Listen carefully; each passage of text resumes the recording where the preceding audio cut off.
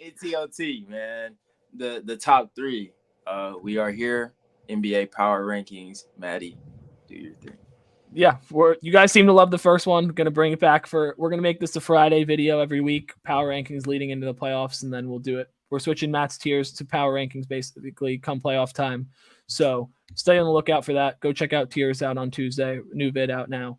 But we're going to go in the top 10 with a couple honorable mentions. We're not going to talk about the honorable mentions. My honorable mentions for this week are the New York Knicks, the New Orleans Pelicans, and the Sacramento Kings. Each of these teams, they've had up and down weeks and they just don't look consistent enough for me to put them as a true contender. And there's some teams on the bottom that I still don't think are consistent enough. I just think they have a little more star power that'll get them over the edge, but we'll see. At 10, I don't really love them here. It was really close between honorable mentions. I would have just done a top 9, but you had to make it 10. So I have the Cavs at 10. Just beat the Celtics undermanned, so you had to put them there, in my opinion. Also, I am a Cavs fan, so sue me. Crazy bias. So sue me.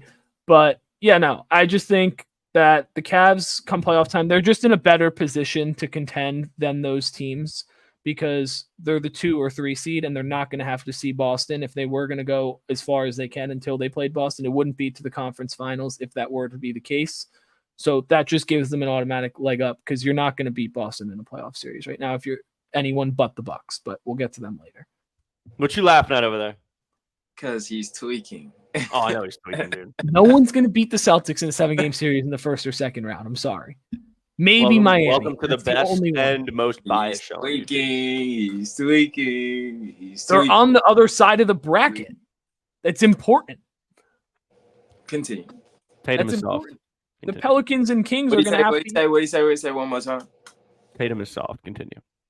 I didn't say it. But that's a question. That's a question. No, that's a question. You can't post DG from the top of the key to the free throw line. You got questions, buddy. Start off the game great. You're winning. You're showing your true colors. But 1 for 11 in the second half. Come on, Bubs. I like what my brother probably. Who did I say the other day was Deuce's grandfather? You. Jimmy. No, yeah, Jimmy's Deuce's grandfather. But no, I mean, I have the Cavs at 10. We don't have to talk about them too much because I don't. We already did. I don't know if they're going to get to the conference finals, but at that point, hey, anything can happen. You never know. But yeah, Cavs at 10. Number 9, I have the Lakers. Just put on a pretty decent game. They just beat the Thunder. Did just lose to the Nuggets. That's my one concern is they just can't seem to beat the Nuggets. 8 in a row they lost. That's just something. If you want to go to the championship, you're going to have to beat the Nuggets. So that's why I can't put them higher, and they're also the 9 seed. So, it's just a tough draw, but what are your guys' thoughts on the Lakers? Really contending. Shout out D-Lo, my dog. He's been hooping. 2018 D-Lo vibes. And that's what I was on the phone with bro today. He said D-Lo, their number 1 option should be their number 1 option. I said, is that really how Buddy operate? And then he said that's how it should. But I said if Bron can give you 27, 8, 9, bring AD out for maybe like a 29 and 13 rebounds, but he just, kick it out to D-Lo and you got snipers, AR.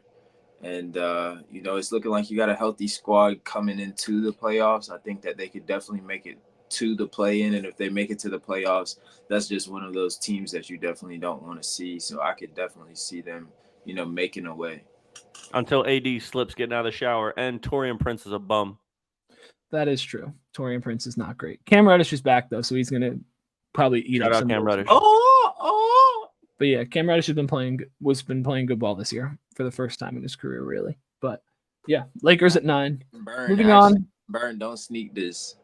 Dude, he's going scorched earth tonight. After that LeBron MJ debate, he's just fired up. You with a little sneak this on Cam Reddish. I know, that's crazy. That wasn't a sneak this. I wanted the Cavs to draft Cam Reddish when he was coming out. Continue. Number 8, the Phoenix Suns just beat the Nuggets. Ugly game, but Phoenix defended the shit out of them. They played good defense and they held them to, what was it, 102 or 104 going into overtime? Both of the KD shot 14 of 34.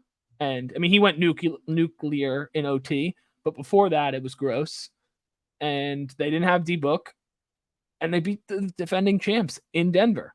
Like, that's just a good win, and it just kind of shows that they can really beat anyone, but it also kind of scares me because they could lose and collapse to anyone. So that's People the forget reason I can't put them higher. KD's still one of them ones. And I said that the other day. I was watching them play OKC, and I watched them play Denver, and it's something to be reckoned with, especially when that boy Book get back on the floor, and him during the playoffs is a completely different animal, and I don't think anybody's ready for that. And after Denver just lost at home too, I think it's definitely scary for everybody in the West because they may need to deal with them cats. Be Beal healthy. Shout out Josh Okogie. I just don't think any series in the Western Conference is going to go less than 6 games in the first round, or actually the entire playoffs. That's a fact. Like, it's that close around. Give me a dogfight, dude. They're deep. Like, every 1 through 10 is, like, to me, pretty much really close to each other with some couple, like, guys ahead. Like, Denver, to me, is clearly the best team. And then, like, I would say that you could throw maybe the Clippers in there, but they've been struggling as of late. But, like, after that, it's really, like, there's the lack of experience factor with the T-Wolves and Thunder and whatever. But number 7, I have the Miami Heat. They have the 3rd best record since February. Just playing good ball, 11-3, I believe, going forward. And it's that time of the year where it's post All-Star break, and we got past the where the fuck is Jimmy Butler phase, and now it's Jimmy for MVP, and then it's going to be playoff Jimmy in about a month and a half. Like, that's where we're at in the Heat cycle. The East is so close that they can get as high as 2, barring some collapses from the Bucks and Cavs. But, like, they're probably going to end up in that 4-5 spot if they continue playing the way they are. So, I mean, the Heat have had the Celtics number more than anyone else in the NBA as of late. So, you never know. I have to put them there. They're playing good ball. 100%. And also just did a Heat vid. Go check that one out. Check out the Heat vid.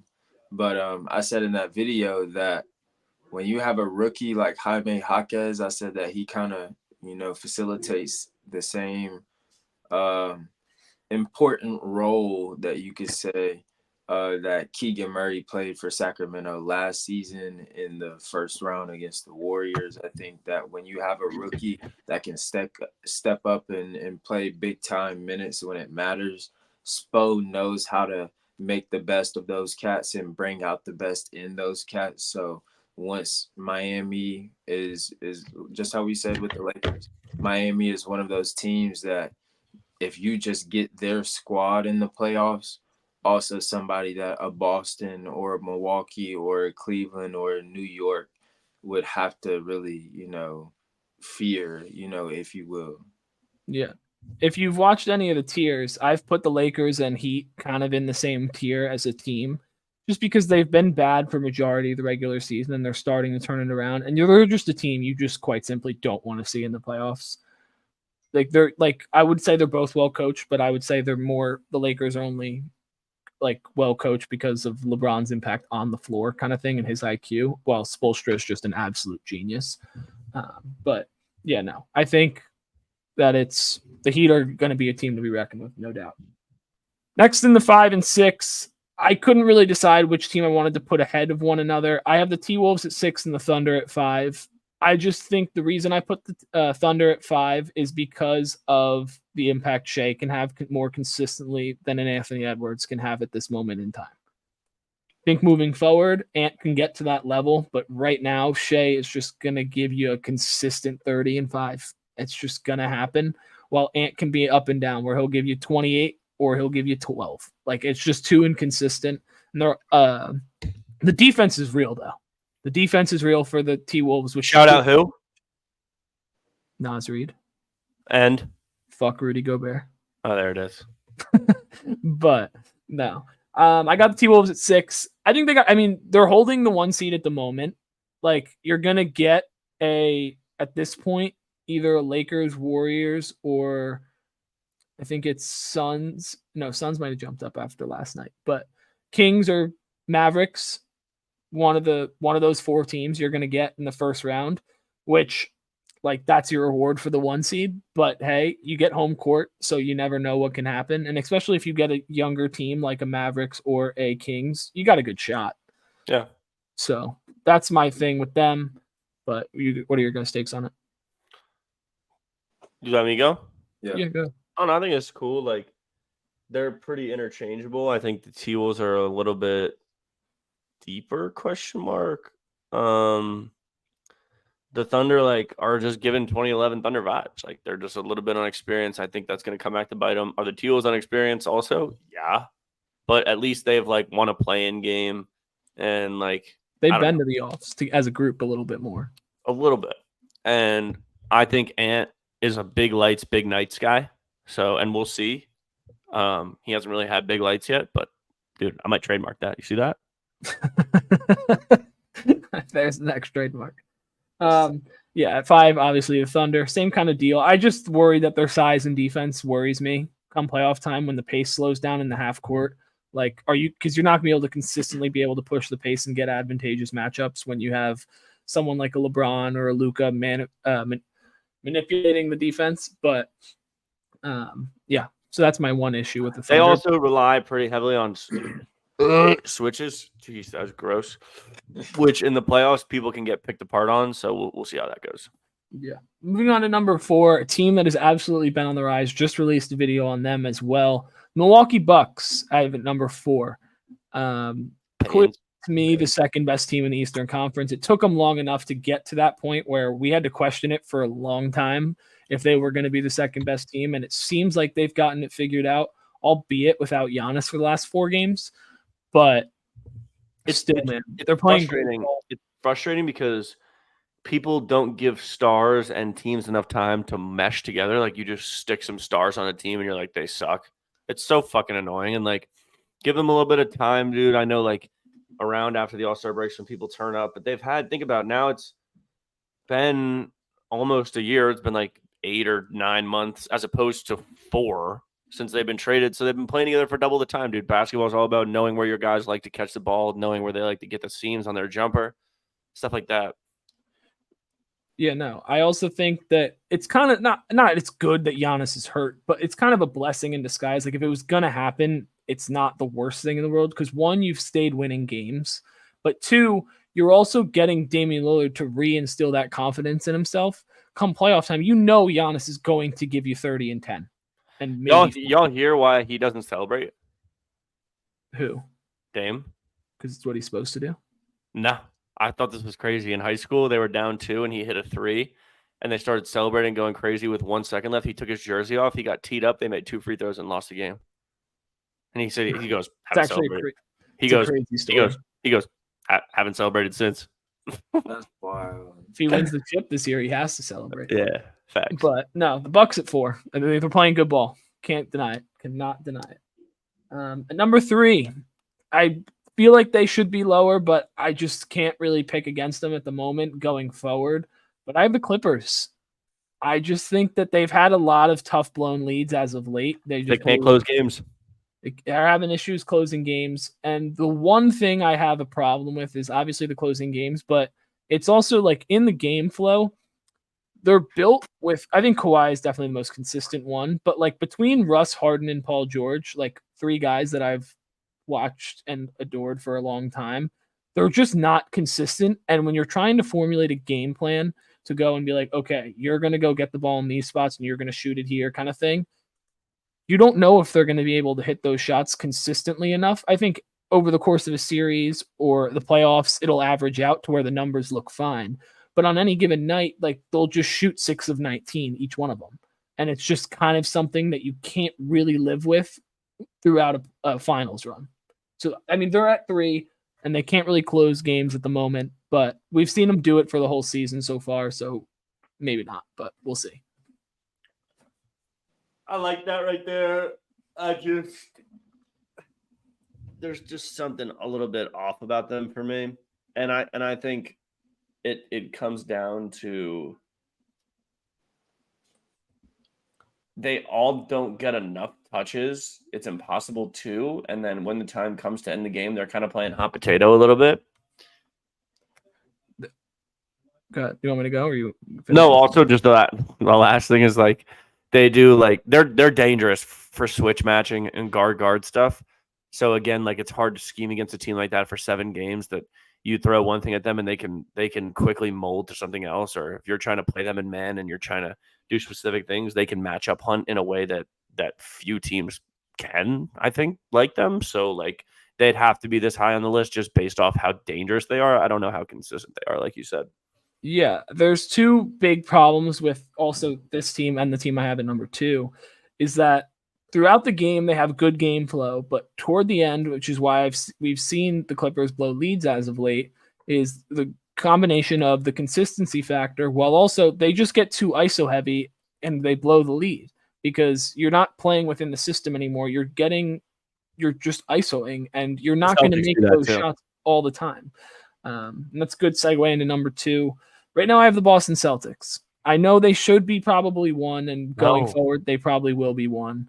But just after last night watching them play the Cavs, there are a lot of questions came up. While I thought they played really good, the Cavs in the second half and fourth quarter specifically kind of just like out-physicaled them, which is like not something the Cavs are known for.